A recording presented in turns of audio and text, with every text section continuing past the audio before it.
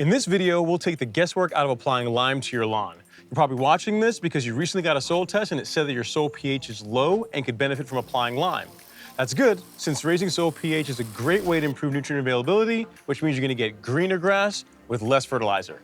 Let's get started. Lime for your lawn comes in two major flavors, Calcitic Lime and Dolomitic Lime. Your soil test results will usually tell you which type of lime you need to apply to your lawn, but if not, here's how you can figure it out. If your test results show that your magnesium levels are in the optimal zone, you're gonna wanna go with Calcitic Lime. If your test results show that magnesium levels are low, then get Dolomitic Lime.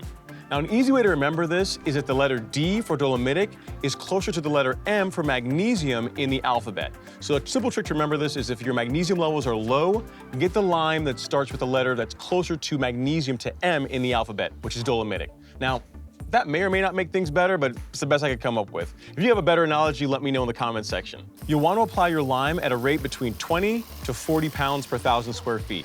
What this means is if you have a 5,000 square foot lawn, you're gonna need anywhere between 2 to 4 50-pound bags to get proper coverage.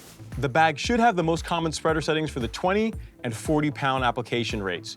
If your spreader isn't listed on the bag, leave me a comment below and I'll do my best to help you out. And if this video's been helpful so far, definitely touch that like button ever so gently. On this lawn, we're gonna be applying lime at the 40-pound rate. This means a setting of 34, which means opening the Earthway spreader all the way up.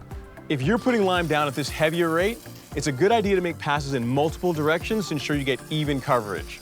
In this example, you see passes are being made lengthwise across this lawn, and when that's done, passes will be made in the opposite direction, again, lightly overlapping.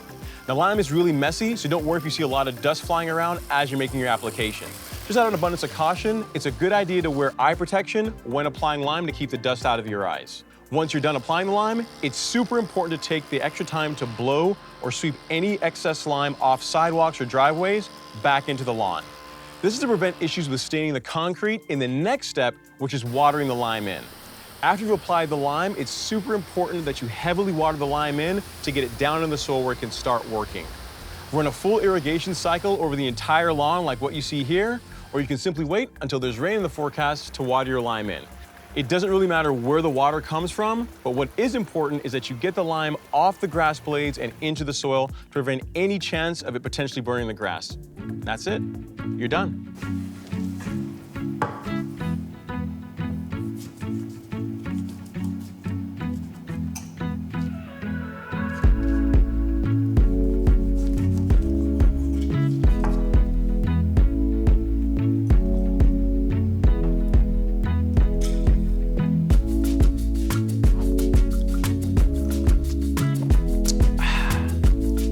Not just for lawns.